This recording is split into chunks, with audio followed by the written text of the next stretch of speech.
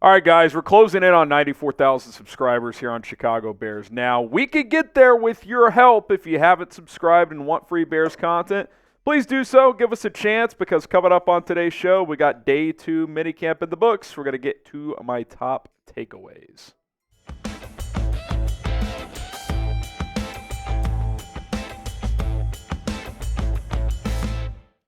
I'm Harrison Graham. Let's get to the play of the day to kick things off here on today's show. It was Caleb Williams finding Velus Jones Jr.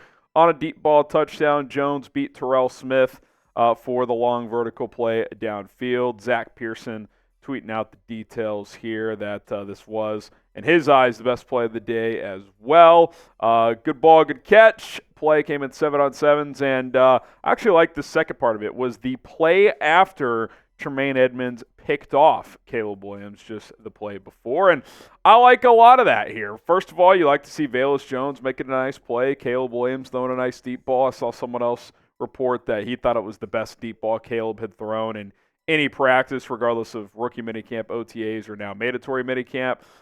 Number 2, showing that bounce back ability again, that quick memory, like, excuse me, move to the next play. You got to have that mindset as a quarterback, especially a young one in this league. You're going to make mistakes. You're going to throw interceptions. You're going to miss a pass. You're going to, do all kinds of shit to mess a play up. You got to get back on the horse on the next play, and for him to, not be hesitant at all and throw a deep ball the play later for a touchdown, that is certainly something that you very much like to see. Now with Velus Jones, I think he's going to have to fight for a roster spot here. What do you guys think? You think Velus makes the 53-man roster this year? If you do, type Y for yes. If you don't, type N for no. I would lean yes for now, but he is certainly going to have to earn that spot. When you make plays like that, that certainly helps. Adam Johns, more on Caleb here. He said Caleb in the offense did finish the 2-minute drill with a field goal by Cairo Santos. Roshan Johnson, Rome Badunze, Keenan Allen all caught passes. But here's an important note. The pass rush appeared to purposely be stopping after its first couple of steps. So I'll get to that in a second. Again, bouncing back yesterday, Bears starting offense 0 for 2 in 2-minute drill situations. Did not score. Today they do. Now, I don't know what context is there with the pass rush stopping there. I saw someone speculate maybe that's to try and force Caleb to stay in the pocket in that 2-minute drill, see if he could just be a dropback guy. I don't know. I didn't hear Flus talk about that reasoning today when I listened to his presser, so there could be a million reasons for that. But either way, regardless of having the full context, nice to see them execute in that situation when they did not in yesterday's practice. So again, incremental growth. It's going to be back and forth with the offense and defense. That's just how it goes, and winning your fair share is something you want to see. Let's talk about a hot topic. Nate Davis, who was absent for a lot of OTAs, did not practice much, was there yesterday, but just doing stuff off to the side. Did a little bit more today. Did one session of team drills in today's minicamp practice. And look, you'd have to consider this progress, right? Like, I'm not going to sit here and say, Pro Bowl Nate Davis, here we go. But, at least he's out there ramping up a little bit. I've been pretty hard on him. You guys know that. I think it's been fair for the most part. Obviously, last year, once we got more information, there was more explanation for why he was in and out of the offseason program.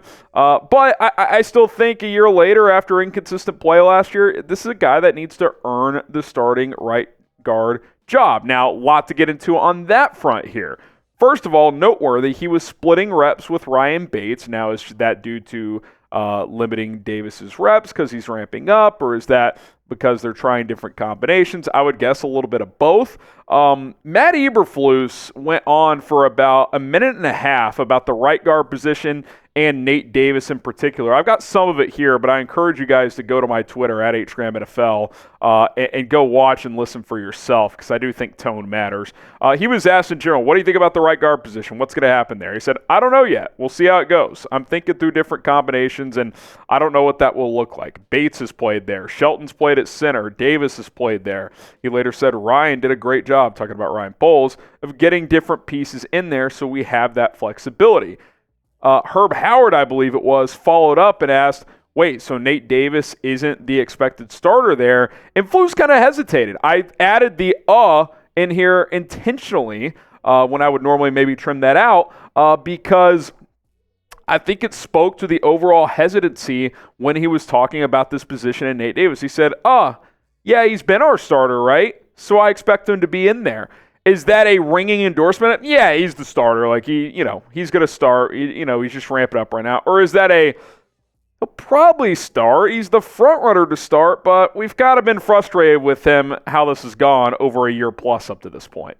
Because that's kind of how I heard it. Now, maybe I'm wrong. Maybe there's some kind of biases kicking in because I've been hard on the guy, but I don't know, man. Like, I also heard Flus talk about having different options and flexibility there, and he didn't even mention Davis first when asked about right guard. He mentioned Bates being in there.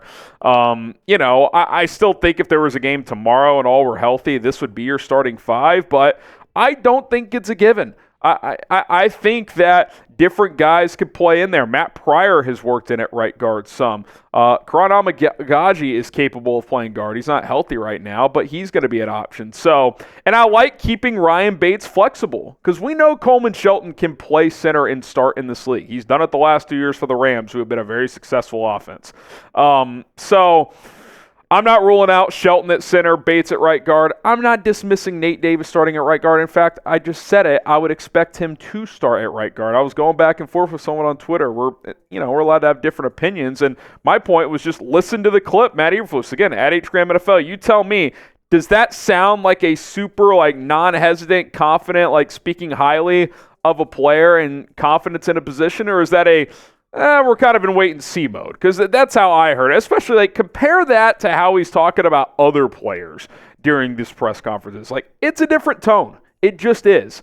I think you can pick up little crumbs and tidbits out of these press conferences, and to me, that's one that, again, I've said the phrase, I'll continue to say, I'm going to continue to monitor this Nate Davis situation. I don't think it's cut and dry. Will Nate Davis be the week one starter at right guard? Type S for starter or B for backup.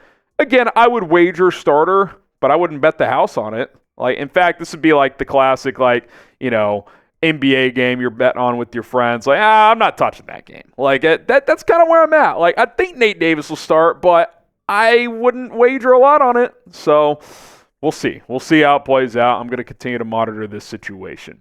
Okay, Prize Picks. That's the place you need to go to make some money. PrizePicks.com/CLNS. Use the code CLNS for daily fantasy made easy. It's very simple how it works. You create your account at that link. You use the code CLNS to get a $100 deposit match at sign up, and then you start firing off entries and lineups. 2 to 6 players. Choose more or less on the dozens of Prize Picks stat projection categories. Points, rebounds, assists, combo stats like points plus rebounds plus assists, goals in soccer, all kinds of stuff, runs, batting or hits in baseball, RBIs. I mean, there's a million of them. And you can cross over sports with your picks. Keeping it NBA Finals centric, this is a hell of a deal that you can get for Game 1 right now. First of all, they're offering a deal of Jason Tatum half a point. You obviously take the more. He's going to score a point in Game 1. And then you take more on Derek Lively, half an assist. You see that little green little goblin there? That's a goblin pick where it lowers the stat projection. Easier to hit, less payout. But this is close to gimme, in my opinion. Derek Lively has not had a game without an assist since April. Every game he's played, he's had at least one, and every single game in the Western Conference Finals, he had at least 2. So I love this play. You can put up to $25 on that entry with it being a deal of the half a point for Jason Tatum. That'll fetch you $53 if it hits. I think it's a very good chance it hits and hits early. PrizePicks.com/CLNS. Use the code CLNS. You can win up to 100 times your money on certain entry right now. Get going with Prize Picks. Link is in the comments and in the description. Code CLNS when you sign up. Get you a deposit match up to $100. Real quick, Montez Sweat also ramping up. He did some team drills as well today, just like Nate Davis. Again, they're completely different situations. Montez Sweat in much better standing, I would think, with the coaching staff, but did want to mention that. All right, let's talk a couple of absences here. Braxton Jones was not seen out there today. Flus kind of later clarified and just said he didn't practice, so I think he was in the facility. Maybe he was rehabbing somewhere. Sounds like he and Kmet got a little nicked up yesterday, but Flus called those precautionary. Other players who didn't practice, including Kmet, Tyler Scott, Dante, Pettis, Collin Johnson, according to multiple reporters. Not sure why those three receivers were held out. Maybe it was just an off day. Who knows? But with Jones and Kmet in particular, they did acknowledge that they were dinged up, but that they were precautionary. And Flus later was asked to follow up, and he was like, yeah, when a player feels something, it's June, we're just not going to force it. Like, if they had a game, they would have played type of deal, but in the month of June, you're not going to go through a practice if, a hamstring's tight or something like that. So I don't think this is anything major. I would guess probably are both held out tomorrow unless they feel great, but you want these guys healthy and ready to go for training camp here in about 5 or 6 weeks. So that is the most important thing. Couple more things. Tory Taylor, the weapon. Taylor has had 2 really good practices per reports, especially today. Herb Howard quote tweeting a tweet from Adam Hogue, who called him today's MVP. Howard said, no doubt he put on an absolute clinic. 4 punts down inside the 5, including one that bounced out on the 1-yard line. Another one that was caught in the air by the coverage team at the 1-yard line. He had 3 additional punts down inside the 10, and it was a windy day at Hallis. This kid is a weapon. And look, to me, this is pretty simple. If you're drafting a punter in the 4th round, the kid better be damn good. And it seems like he is. He had the accolades coming out of Iowa. Richard Hightower, said that he had talked to other special teams coaches that said he would have been drafted before the 5th round. Other teams who had picks late in the 4th. Now, who knows if that's true or not. But he was going to be drafted. It's just a matter of when. This kid has the ability to be one of the best punters in the NFL, and that's what you need when you draft a punter, because otherwise you just find one as an undrafted free agent or off the street or whatever. So I expect the kid to be at least a top 10 punter right away, if not top 5. All right, threw this in there at the last minute because Teven Jenkins spoke to reporters. We'll probably expand on this on a future episode, but did want to get some initial thoughts. Teven was asked about a potential contract extension as he's entering the final year of his rookie deal. He said he and his reps approached the Bears about contract talks, and it basically sounds like the Bears shut him down. The quote he used was, nothing is on the table right now. So it sounded like even trying to approach a team-friendly deal wasn't available. Now, he didn't dive super deep into the weeds and the details of that, but certainly seems like from the Bears standpoint, they're non-committal at this point in time.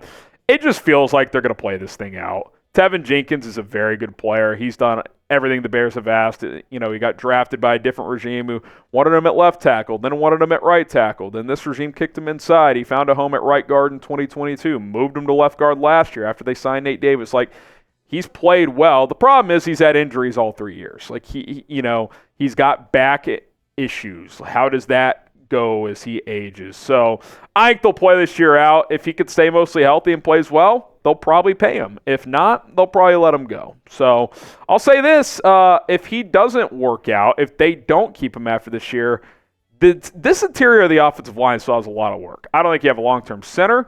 I don't think Nate Davis is a guy who's here long-term. And if Teven Jenkins isn't, that means you're having to reset left guard, right guard, center. Now, maybe Ryan Bates solves one of those 3 issues moving forward, but that's something to monitor. I mean, ideally, Teven's here long-term, and he's a guy that can play a lot, so definitely keeping an eye on that. All right, guys, a lot of stuff to get into today. There was other stuff too, but that was the kind of nuts and bolts of things. Appreciate you tuning in. Tomorrow is the final day of Mandatory Minicamp. We will be live here on the channel, so be sure to subscribe and turn on notifications. Probably 4 o'clock Central. We'll probably stick to our normal time, but be flexible. Things can always change if there's big news. So we will see you guys on Thursday. Peace.